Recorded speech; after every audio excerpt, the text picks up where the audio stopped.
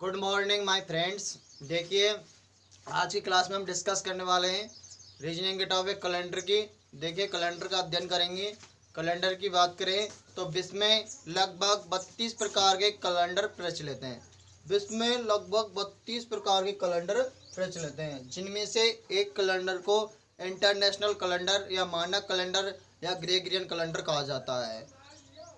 विश्व में 32 प्रकार के कैलेंडर प्रचलित हैं, जिनमें से एक कैलेंडर को क्या कहा जाता है? इंटरनेशनल कैलेंडर कहा जाता है, या या मानक कैलेंडर कहा जाता है, या ग्रेगोरियन कैलेंडर कहा जाता है। जो इसका नाम रखा था वह रखा था रोम के 13वें पोप ग्रेगरी के नाम पर। इसका नाम ग्रेगोरियन कैलेंडर भी कहा जाता है। जो बात करें इस कैलेंडर की दोस्तों, कैलेंडर विश्व में लगभग 32 प्रकार के कैलेंडर प्रचलित है। इसमें एक कैलेंडर कहा जाता है इंटरनेशनल कैलेंडर कहा जाता है। इंटरनेशनल कैलेंडर कहा जाता है। इंटरनेशनल कैलेंडर या फिर मानक कैलेंडर, या फिर हम कह सकते हैं ग्रेगोरियन कैलेंडर। ग्रेगोरियन कैलेंडर जो ग्रेगोरियन कैलेंडर क्यों कहा जाता है? इसे इंटरनेशनल कैलेंडर की बात करें तो जो इसका जो ये सारे विश्व में सबसे ज़्यादा जो प्रचलित है वह है कौन सा कैलेंडर?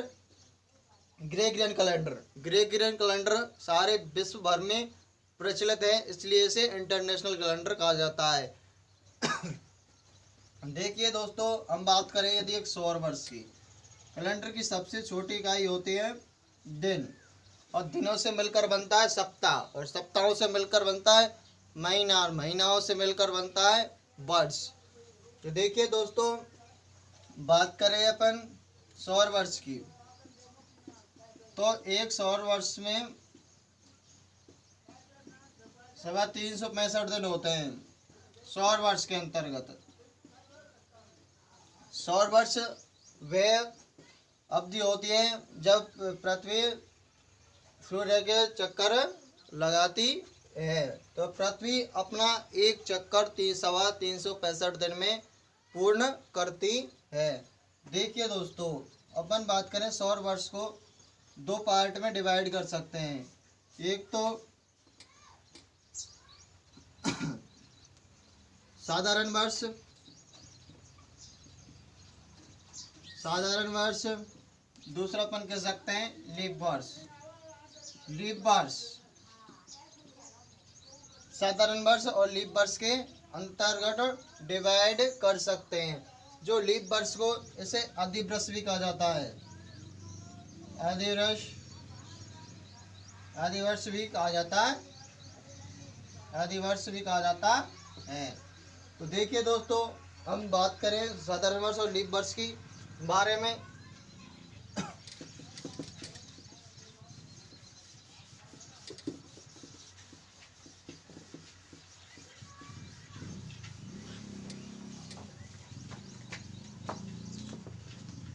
साधारण वर्ष और लीप वर्ष के बारे में देखिए दोस्तों, साधारण वर्ष की बात करें तो साधारण वर्ष में जो दिनों की संख्या होती है वह होती है 365 दिन। साधारण वर्ष के अंतर्गत 365 दिन होते हैं। यदि हम सप्ताहों की बात करें तो इसमें 52 सप्ताह और एक दिन होता है। 52 वीक और एक दिन होता है। तो साधारण वर्ष की बात करें तो इसमें 365 दिन, 52 वीक प्लस 1 डेज होता है, दिनों की संख्या की बात करें तो। और बात करें हम जो फरवरी, साधारण वर्ष के अंतर्गत जो फरवरी होती है वह फरवरी होती है 28 दिन की। 28 दिन की फरवरी होती है। साधारण वर्ष में फरवरी होगी वो 28 दिन की होगी। इसके अंतर्गत यदि 1 जनवरी को सोमवार था तो 1 दिसंबर को भी सोमवार होगा, सोमवार होगा। यदि साधारण वर्ष की बात करें तो साधारण वर्ष में 1 जनवरी को सोमवार था, तो 31 दिसंबर को भी सोमवार होगा। अपन कह सकते हैं कि जो साधारण वर्ष होती है, साधारण वर्ष में जिस दिन से यह शुरू होती है उसी वार को खत्म होती है। अपन बात करें अब लीप वर्ष की। देखिए दोस्तों, लीप वर्ष की बात करें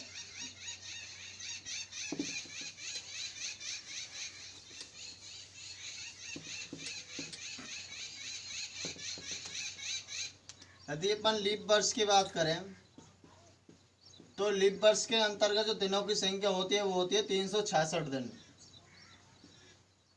लीप वर्ष 366 दिन का होता है।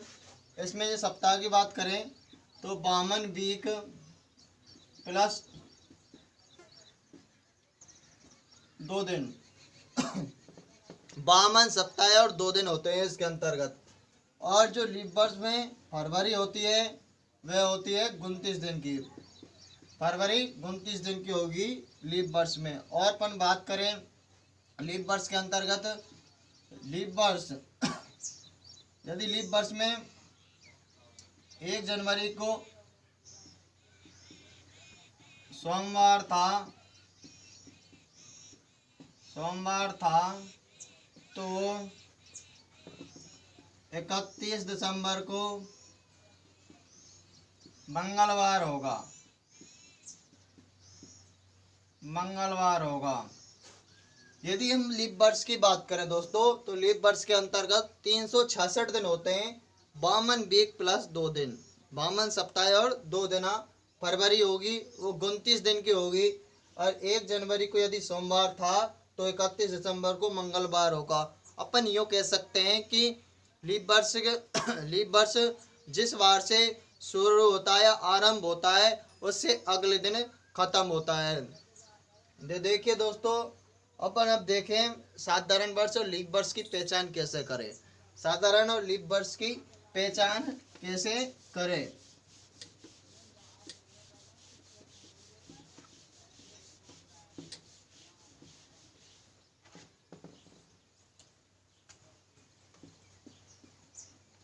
साधारण और लीप वर्ष की पहचान करना।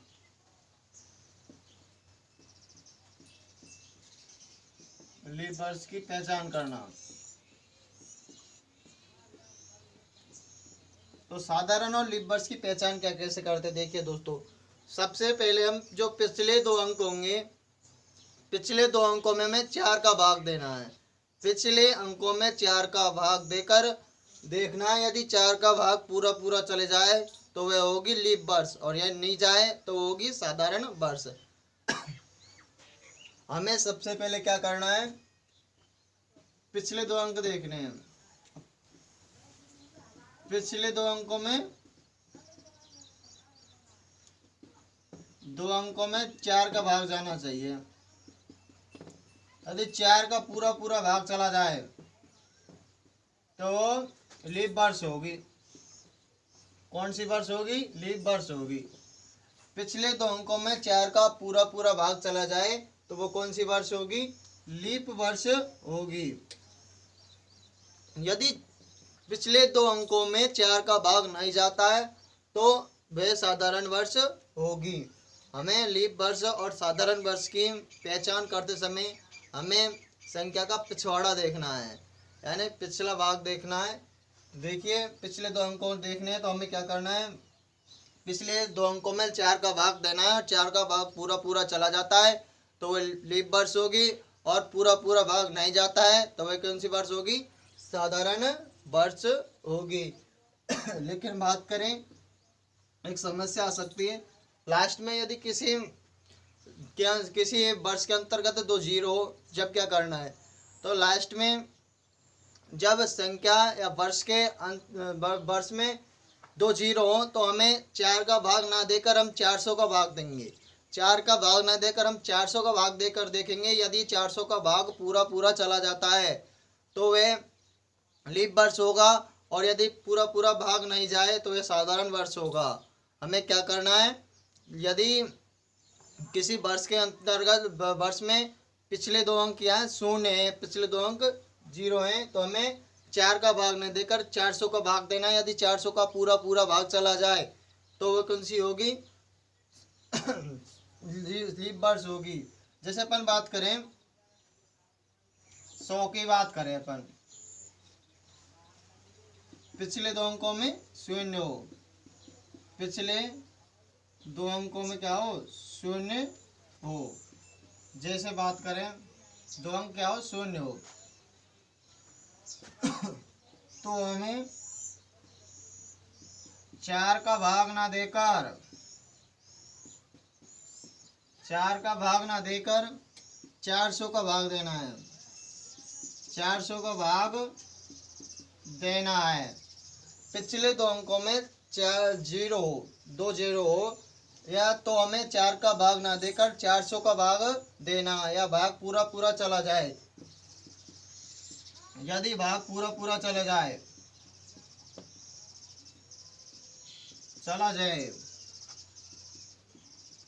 तो वे लीप वर्ष होगा, और नहीं जाए तो साधारण वर्ष होगा। जैसे अपन बात करें 100 की, तो बताइए इसके अंतर्गत पिछले दो अंकों में क्या शून्य है, तो हमें क्या करना है, इसमें 4 का भाग नहीं देकर क्या किसका भाग देना है, 400 का भाग देना है। तो यदि भाग पूरा पूरा चला जाए तो क्या है, लीप वर्ष होगा, और नहीं जाए तो साधारण वर्ष होगा। तो देखिए दोस्तों, 100 के अंतर्गत 400 का भाग पूरा पूरा भाग नहीं जाएगा, तो ये कैसा होगा, साधारण वर्ष होगा। यदि हम बात करें 200 की, तो 200 की बात करें तो इसमें भी 400 का भाग नहीं जाएगा, इसलिए ये भी कैसा होगा, साधारण वर्ष होगा। तो देखिए दोस्तों, अब हम बात करते हैं शताब्दी वर्ष की।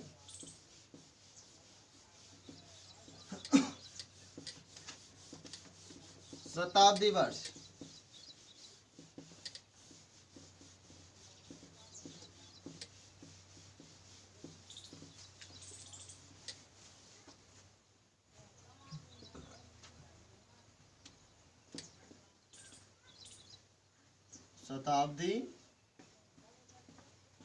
शताब्दी वर्ष की बात करें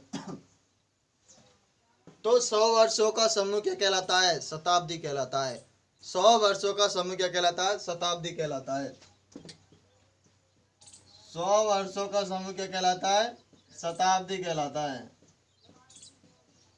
100 वर्षों का समूह क्या कहलाता है, शताब्दी कहलाता है। 100 वर्षों का समूह कहलाता है शताब्दी। यदि हमें शताब्दी की पहचान करनी हो तो क्या करना है, हमें जो बोलने पर याद रखना दोस्तों, जो बोलने पर पहले आए ना वो शताब्दी होती है। जैसे बात करें अपन 2009 की बात करें तो इसमें पहले क्या बोल रहा है, 2009, ये पहले क्या बोल रहा है इसमें 2000, तो 2000 ही क्या होगी, शताब्दी होगी। 100 वर्षों का समूह क्या कहलाता है, शताब्दी कहलाता है, और जो पहले बोलने पर पहले आए हुए क्या होगी, शताब्दी होगी। तो देखिए दोस्तों, हम बात करेंगे शताब्दी वर्षों की कौड़ होगी, शताब्दी वर्षों की कौड़ की। तो शताब्दी वर्ष कौड़, शताब्दी वर्ष कौड़ की बात करें अपन तो हमें क्या करना है, 4 शताब्दी वर्ष के में 400 का भाग देना है, और 400 को भाग देकर फिर हमें शेष फल से तुलना करनी है। तो क्या करना है, सबसे पहले हमें 400 का भाग देना है, शताब्दी वर्ष में 400 को भाग देना है फर्स्ट बार। फिर हमें क्या करना है, फिर हमें शेषफल देखना है। 400 का भाग देने पर यदि शेषफल 0 बचता है, यदि हमने शताब्दी वर्ष में 400 का भाग दिया तो भाग देने पर शेषफल हमारा 0 आता है, तो हमारा जो शताब्दी वर्ष का कोड होगा वो होगा 6। शताब्दी वर्ष का कोड कितना होगा 6। यदि हमें 400 का भाग दिया शताब्दी वर्ष में और 400 का भाग देने पर शेषफल यदि हमारा 0 आता है तो हमें क्या करना है कोड कितने होगा शताब्दी वर्ष का 6 होगा। यदि शेषफल 400 का भाग दिया और 400 का भाग देने पर शेषफल बचा अपना 100। यदि शेषफल अपना 100 बचता है तो हमें क्या, हमारा जो शताब्दी वर्ष का कोड होगा वो होगा 4। सबसे पहले हमें शताब्दी वर्ष में क्या करना है 400 का भाग देकर देखना है। 400 का भाग देना है, यदि शेषफल 0 बचे तो क्या कर कोड शताब्दी वर्ष का कोड कितना होगा 6 होगा। और शेषफल यदि 100 बचे 400 का भाग देने पर तो कोड 4 होगा। और यदि शेषफल 200 बचता है तो कोड होगा अपना, यदि शेषफल तो 2 होगा। यदि हमारा शेषफल बचता है 200 तो कोड कितना होगा 2। और यदि हमारा शेष आता है कितना 300 बचता है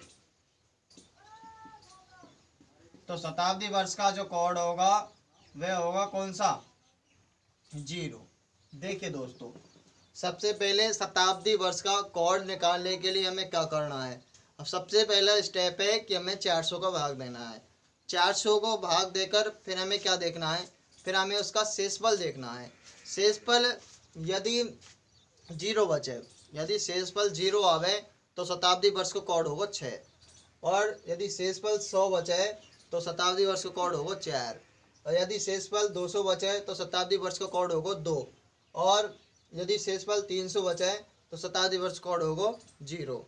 लेकिन ध्यान रखिए दोस्तों, जो अधिकतर या मोस्टली क्वेश्चन का अंतर्गत दी जाती है वह 2 ही शताब्दियों से क्वेश्चन दिया जाता है। एक तो 2000 और एक 1900।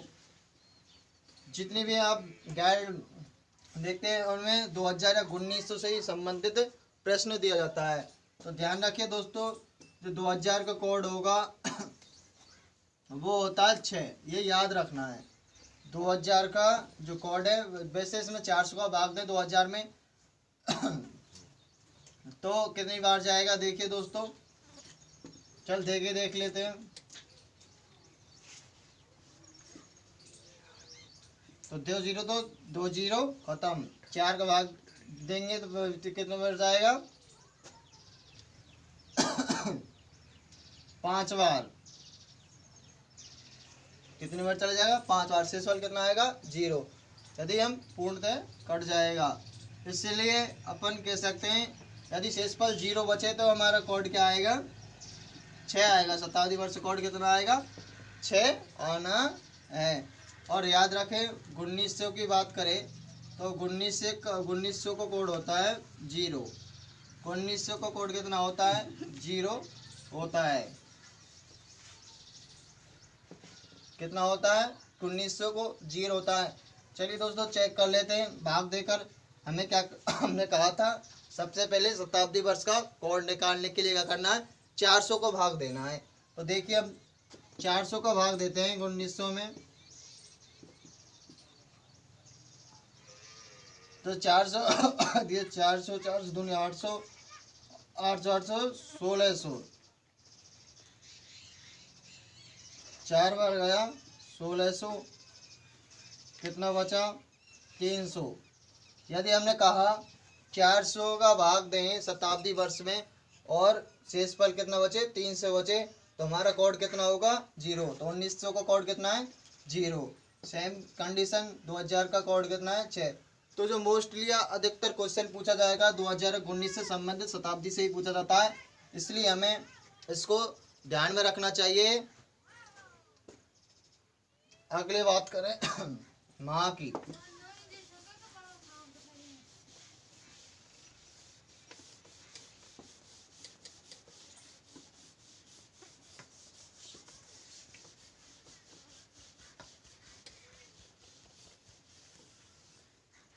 यदि अपन बात करें माह की माह। तो देखिए दोस्तों, सबसे पहले हमें ये पता होना चाहिए कि कौन सा महीना कितने दिन का होता है। तो ध्यान रखिए दोस्तों, इसके लिए एक ट्रिक है। जून नवंबर जानिए अप्रैल सितंबर 30, जून नवंबर जानिए अप्रैल सितंबर 30, फरवरी 28 29, बाकी 31। जून नवंबर जानिए अप्रैल सितंबर 30, फरवरी 28 29 के, बाकी सब कितने होंगे 31 के होंगे। ध्यान रखिए दोस्तों, देखिए क्या है, जून नवंबर जानिए अप्रैल सितंबर 30। देखिए जून नवंबर जानिए अप्रैल सितंबर 30, सितंबर 30, फरवरी 28 29, बाकी 31। जून नवंबर जानिए अप्रैल सितंबर 30, या हम कह सकते हैं जून नवंबर और अप्रैल सितंबर जो महीने होते हैं वो 30 के होते हैं, और जो फरवरी होती है वो 28 29, 28 या फिर 29 की होगी, 28 या 29 की होगी। जो बाकी के जो होगा महीना है और बचे हुए वो कितने के होंगे, 31 दिन के होंगे। जून नवंबर जानिए अप्रैल सितंबर 30, जून नवंबर जानिए अप्रैल सितंबर 30, फरवरी 28 29, बाकी 31। फर्स्ट ट्रिक तो ये है दोस्तों, जो अधिकतर चलती है। सेकंड की बात करें तो अर्जुन सिंह, अर्जुन सिंह, अर्जुन सिंह को याद रखना, ए फॉर अप्रैल,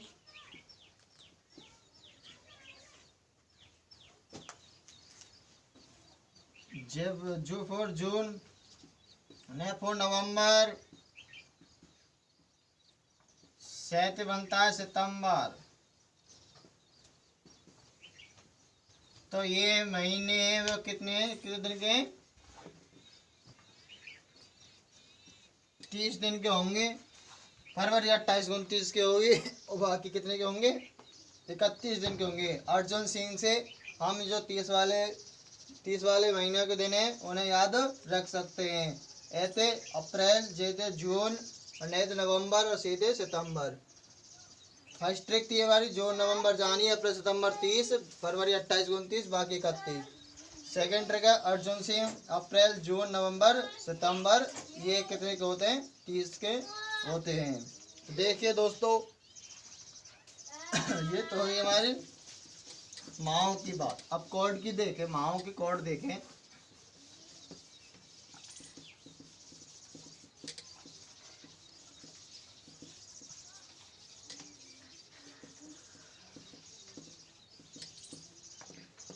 माह कोड की बात करें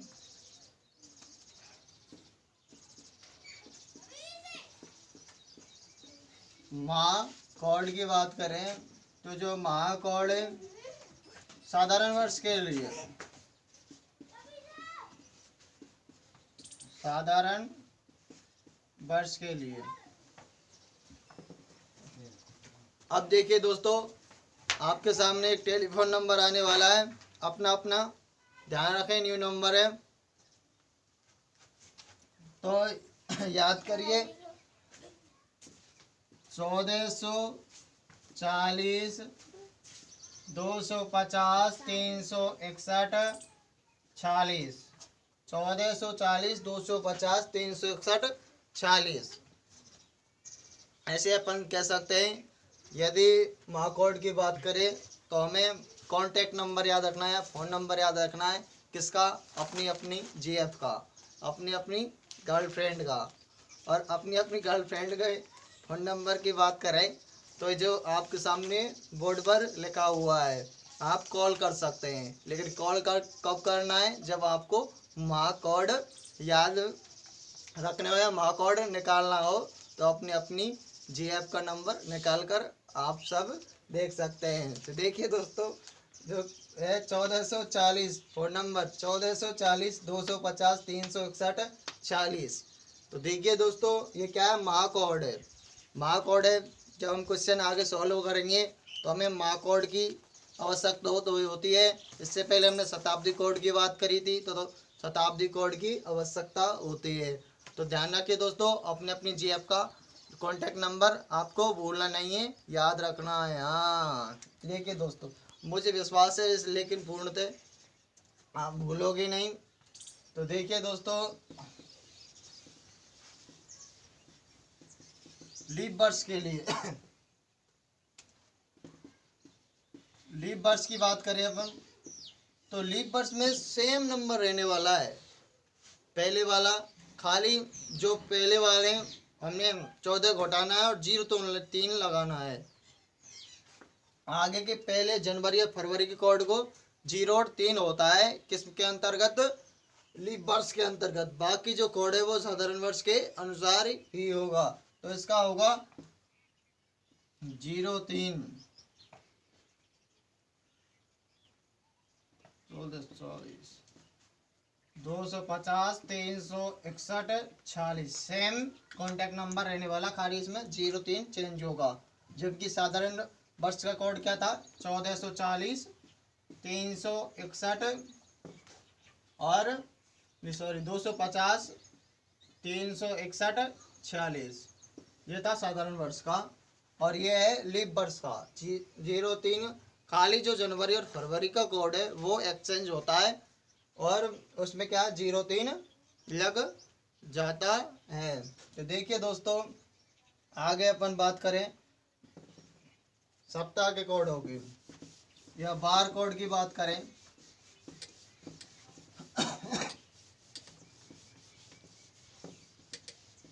बार कोड की बात करें अपन,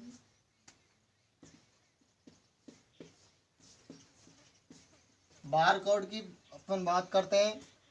तो सप्ताह का प्रथम दिन माना जाता है, वह कौन सा दिन माना जाता है, सोमवार होता है। लेकिन ध्यान रखना दोस्तों, जब आपको कोड निकालने हो बार के, तो हम रविवार को रविवार के कोड एक मानते हैं। तो आपका वार होता है, तब आपके कोड। यदि हम बात करें जो सबसे पहले कोड में बार माना जाएगा वो रविवार। तो रविवार कोड कितना होगा, 1। सोमवार का 2, सोमवार के बाद आता मंगलवार, तो मंगलवार का 3, सोमवार। बुधवार, तो बुधवार का होगा 4। गुरुवार, गुरुवार का कितना होगा 5। शुक्रवार, शुक्रवार का कितना होगा 6 होगा। और शनिवार, और शनिवार का होता है 0, शनिवार का 0। तो देखिए रविवार का जो कोड होगा वो कौन सा होगा, 1। सोमवार का कोड होता है 2, सोमवार का कोड होता है 2। मंगलवार का कोड होता है 3, बुधवार का कोड होता है 4, गुरुवार का 5, शुक्रवार का 6 और शनिवार का 0, शनिवार का 0। आपको बार कोड भी ध्यान रखने हैं क्वेश्चन सॉल्व करने के लिए। और देखिए दोस्तों, इसमें कोड के अंदर रविवार को प्रथम माना जाता है, लेकिन ध्यान रखना दोस्तों, सप्ताह का जो पहला दिन होता है वह सोमवार को ही माना जाता है। तो नेक्स्ट वीडियो में हम बात करेंगे किसके, सूत्र की, और बार निकालना बताएंगे नेक्स्ट वीडियो में।